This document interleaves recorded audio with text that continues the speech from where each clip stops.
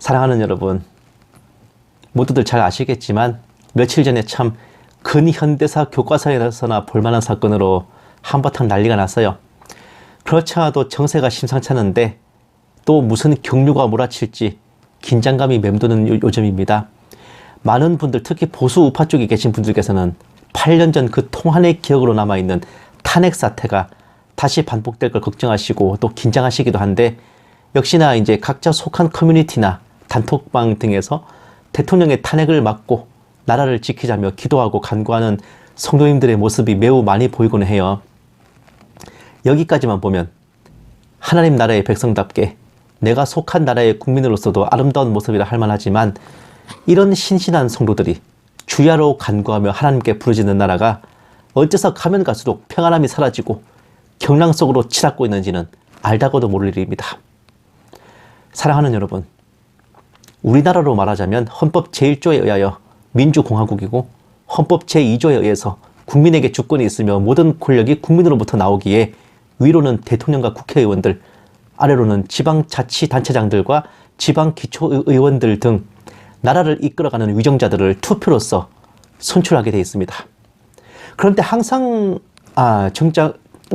정말 궁금한 거는 왜 항상 선거 때마다 최선의 후보를 뽑지 않고 차악의 후보를 고르고 골라서 뽑는 건지요? 이렇게 물어보면 아주 많은 분들이 후보들이 다 똑같은 것들이고 그놈이 그놈이지만 최악은 피하고 봐야 하니 차악을 뽑는다고 하실 겁니다. 그런데 다들 간과하는 사실은 차악은 뭐 악이 아닙니까? 최악만 피하자고 차악을 뽑으면 업어치든 매치든 악한 걸 택하고 골라서 세워놓은 것인데, 그래 놓고서 결과가 아름답기를 바랬습니까? 차악도 쌓이고 쌓이면 결국 최악이 되는 건데요.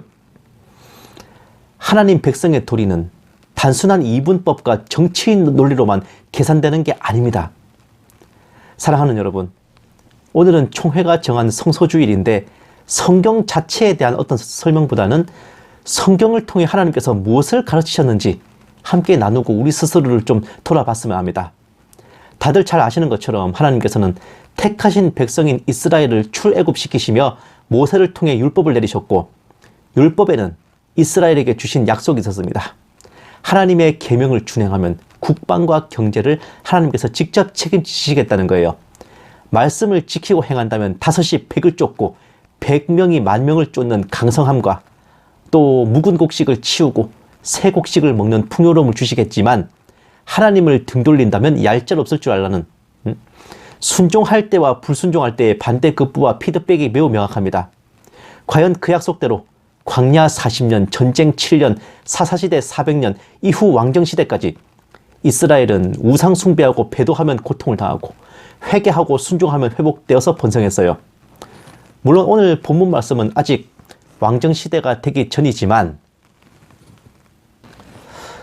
여기까지만 해도 출애굽 이래로 물경 450년 가까이 됐을 때잖아요. 하나님 말씀의 지엄함을 알고도 남았을 텐데, 그럼에도 정확히 오늘날 우리와 똑같은 생각과 선택을 한 이스라엘 백성들의 모습이 나옵니다. 왕을 달라고 하나님께 요구한 거죠. 그런데 이스라엘에게 왕이란 존재가 과연 필요한 것이었습니까? 이스라엘 왕은 하나님이시죠. 초림 때 예수님도 유대인의 왕으로 오신 것처럼요. 게다가 출애굽 이래 지금까지 하나님께서 이스라엘을 잘 이끌고 보살펴 오셨는데 느닷없이 무슨 왕을 달라고 진상을 부리는 겁니까? 이집트 탈출, 광야 여행, 가나안 토벌과 가나안 정착, 그로부터 사무엘 시대에 이르기까지 왕이 있어서 해낸 것이었습니까? 전혀 아니었죠. 오직 하나님의 이끄심, 굳이 덧붙이자면 하나님께서 하청을 주신 지도자와 모세나 여호수아 같은 그런 지도자와 또 사사라는 바지 사장들, 현장 대리인들이 있었을 뿐이었습니다. 이스라엘이 깨지고 밟힐 때는 군사력이 약해서가 아니라 그들이 하나님을 등져서 보호를 받지 못했을 때였고, 이겼을 때는 그들이 강해서가 아니라 하나님께 돌아가 다시 보살핌을 받았기 때문이었습니다. 율법을 달달 외우는 내공과 또 조상들 때부터 수백 년간의 학습 효과는 언제 모조리 당근마켓에 팔아 넘겼는지 그들은 자신들을 위한 대안을 왕으로 결정했어요. 사무엘의 보고에 하나님도 기가 막히셨는지 하다하다 하나님께서 직접 챗 GPT로 빙의하셔가지고 왕이 절대로 대안이 될 수 없는 이유를 정말 구구절절 디테일하게 설명하십니다. 왕을 세우는 순간 니네들이 어떻게 되는지 참 정성스럽게 설명하시는데, 사실 이 사항 자체가 정말 어처구니가 없는 시츄에이션이에요. 하나님이 왕이신데 왕이신 하나님께 왕을 요구하는 것은 돌려 말하면 당신은 우리 왕이 아니다 라는 것과 동의하잖아요. 이 자체가 배도에 더한 반역이고, 하나님께서는 이 점을 정확히 짚으시고 사무엘에게 저들이 너를 버린 게 아니라 나를 버린 거라고 쓴웃음을 지으며 말씀하십니다. AI 챗 GPT처럼 왕의 제도가 얼마나 개막장인지 줄줄이 설명하시는 하나님은 끝내 현타가 오셨는지 한숨을 쉬시며 결국 왕을 세우도록 수락하시죠. 사실 이스라엘에게 진정한 왕이자 최선은 다른 누군가가 아닌 무언가가 아닌 오직 하나님뿐이에요. 그들이 세운 왕은 잘돼봤자 차악에 불과한 겁니다. 이스라엘이 여지껏 깨지고 밟힌 것은 왕이 없어서가 아니라 하나님을 등지고 말씀과 율법을 안 지켰기 때문이죠. 그럴 거면 대체 제사를 왜 드리고 율법을 왜 듣고 배우는 겁니까? 그런 주제로 자신들을 하나님의 백성이라 일컫는 건 어디서 나온 근거 없는 자신감일까요? 성경을 들고 있지만 말고 교회 왔다 갔다 할 때 장식품 마냥 옆구리에 끼고 다니지만 말고 펴서 읽고 묵상하고 그 내용을 실무에 적용해야 되는 이유가 바로 이겁니다.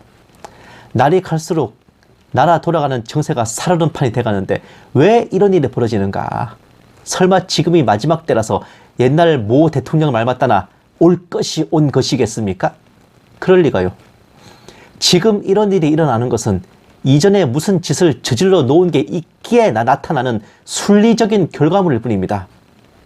다년간에 걸쳐 많은 그리스도인들, 주의 종들이 그 무슨 애국을 했습니다. 편할 때는 광야교회, 불리할 때는 국민대회라는 이름으로 집회를 했어요. 정치적 진영만 같으면 그 광야교회의 단상에 중들을 불러다 세우는 일도 서슴지 않았습니다.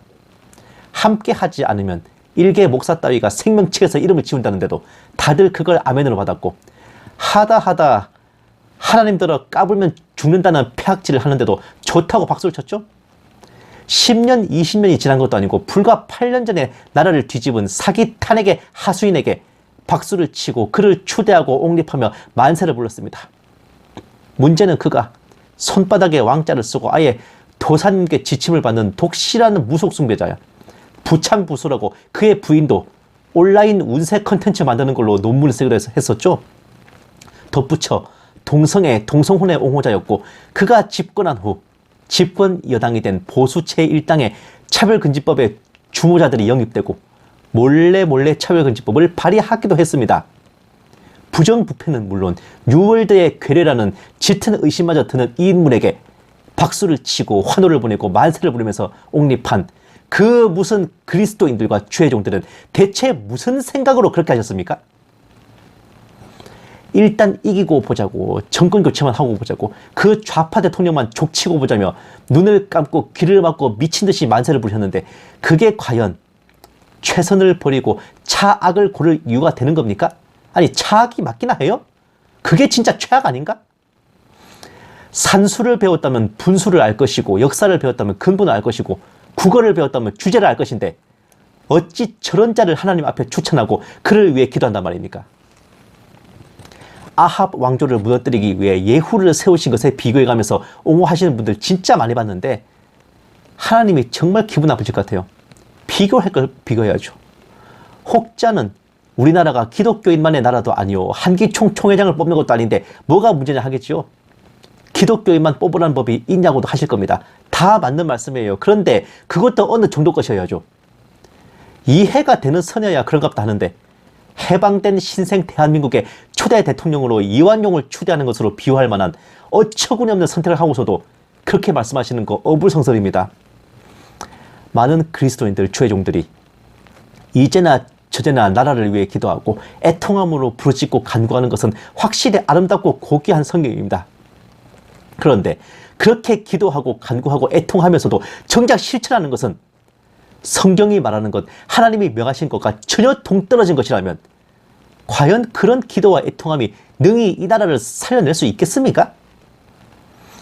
행함이 없는 믿음 정도가 아니라 아예 믿음과 정반대되는 행함을 보여주고 있는데 대체 그런 믿음이 무슨 소용입니까?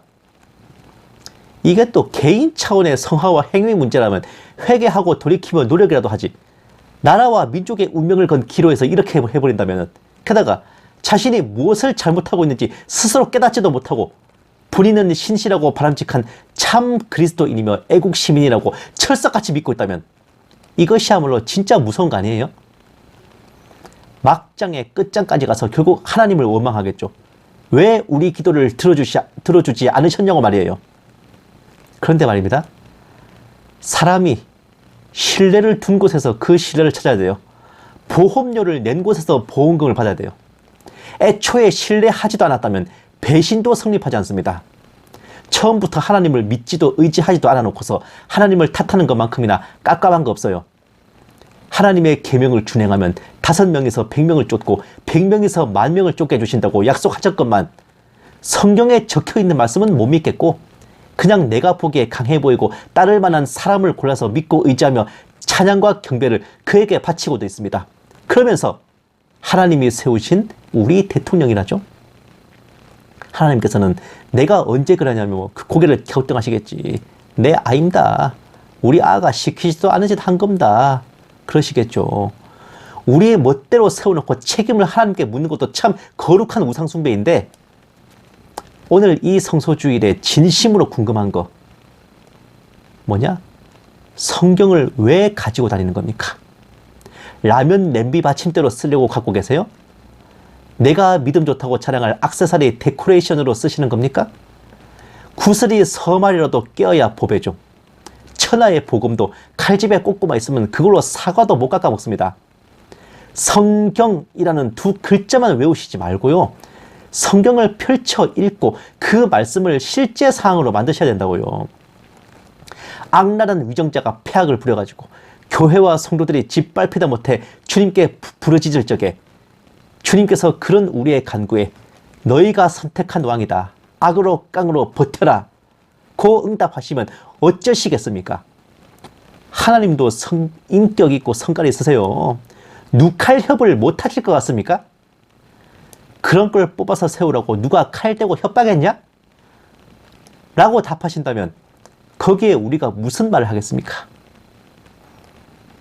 사랑하는 여러분, 태초부터 지금까지, 이제부터 영원까지 성경이 쓰여질 때나 지금이나 언제나 동일하신 하나님이세요. 인생사 기브 앤 테이크, 하나님께서 베푸신 사랑과 은혜에 우리도 할도리는 하는 게 지극히 당연한 상식입니다. 지혜를 구하시고 말씀을 보는 눈, 듣는 귀를 열어주십사 간구하시고 믿음 따로 실천 따로가 아니라 믿음대로 실천하고 말씀대로 행하는 참된 그리스도인이 이기를 원하십시오. 다른 건 몰라도 이런 간구하면 어떻게든 꼭 들어주실 것 같으니까 다른 어떤 것을 달라고 청하는 게 아니라 이것을 구하시고 어제보다 오늘, 오늘보다 내일 조금씩이라도 더 말씀 안에 거듭나 자라가는 저와 여러분 모두가 다 되시기만을 주님의 이름으로 간절히 축원합니다.